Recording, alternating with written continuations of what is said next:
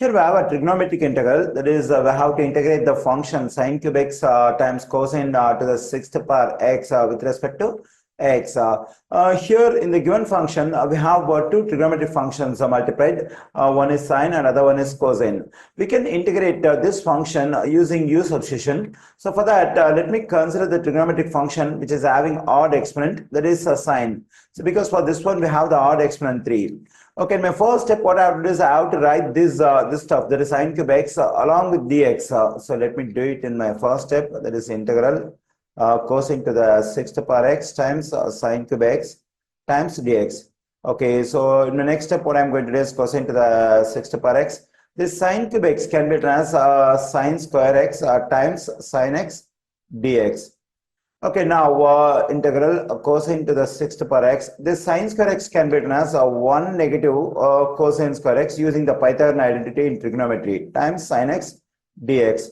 Okay, integral. Now we can distribute this cosine to the sixth power x to this one and this negative cosine square x. When I do so, I'm getting cosine to the sixth power x negative. When I multiply this cosine to the sixth power x and cosine square x, I'm getting cosine to the eighth power x times sine x dx.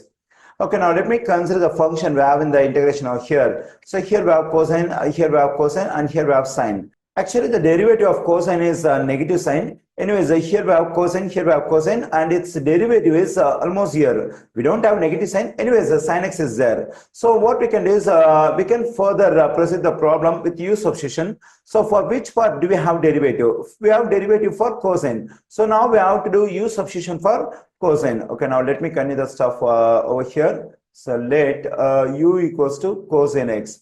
Okay, now I have substituted the new variable u for cosine x. Since I have substituted new variable u for cosine x, now I have to get the complete integration in the new variable u. When I get the complete integration in the new variable u, instead of dx, I must have du, so that I'll be able to do integration with respect to u.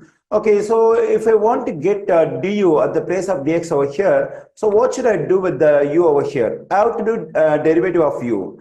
And also, we have the original integration with respect to the variable x. Since we have the original integration with respect to the variable x, now in this stuff, we have to do derivative on both sides with respect to x. When I do derivative of this u with respect to x, I'm getting du over dx. When I do derivative of this cosine x with respect to x, I'm getting negative sin x. Okay, now I'm going to multiply both sides of this equation by dx to get rid of the dx in denominator. Let me do it. So this dx will cancel out. I'm getting du equals to negative sin x times dx. Okay, here we have only sin x dx, but here we have negative sin x dx. So to get up this negative sign over here, what I'm going to do is I'm going to multiply both sides by negative 1. Let me do it. Negative 1 times du, negative 1 times negative sin x times dx. Okay, negative 1 times du is negative du, and negative times negative will become positive. 1 times sin x is sin x dx. Okay, now let me continue with the integration over here. Integral. So since I have taken u for cosine x, for this cosine to the sixth power x, what we can do is we can write u to the sixth power. For cosine x, we have u. Since we have exponent 6, the same exponent is taken for u over here. The same thing we have for this cosine to the eighth power x, that is u to the eighth power times for this sin x dx, we can write negative du. Let me write it over here, times negative du. Okay, now in our next step, what we can do is we can move this negative sign out of the integral, because this complete stuff is multiplied by this negative sign. So we can move it out of the integral. Then I'm getting negative integral u to the sixth power negative u to the eighth power times du. Okay, now we can integrate this stuff easily using the power rule of integration. So let me do it, negative. So when I integrate this u to the sixth power with respect to u, using the power rule of integration, I'm getting u to the seventh power over 7. So that is, I'm adding 1 to the exponent and divide the result by the same exponent, negative. So the same thing, we can use power rule to get integration of this one. That is, I have to add 1 to the exponent, then I'm getting u to the ninth power, and it has to be divided by the same exponent, 9.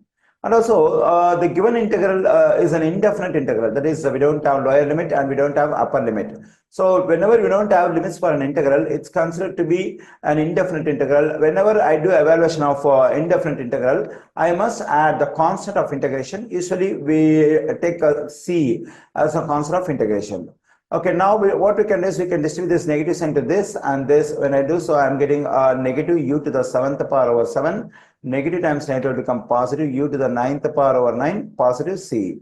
Okay, actually, u is a variable taken by us. It has to be replaced by the original stuff, that is cosine x, because we have completed the integration process over here. Now we have to replace the variable u, which was taken by us, by the original stuff cosine x.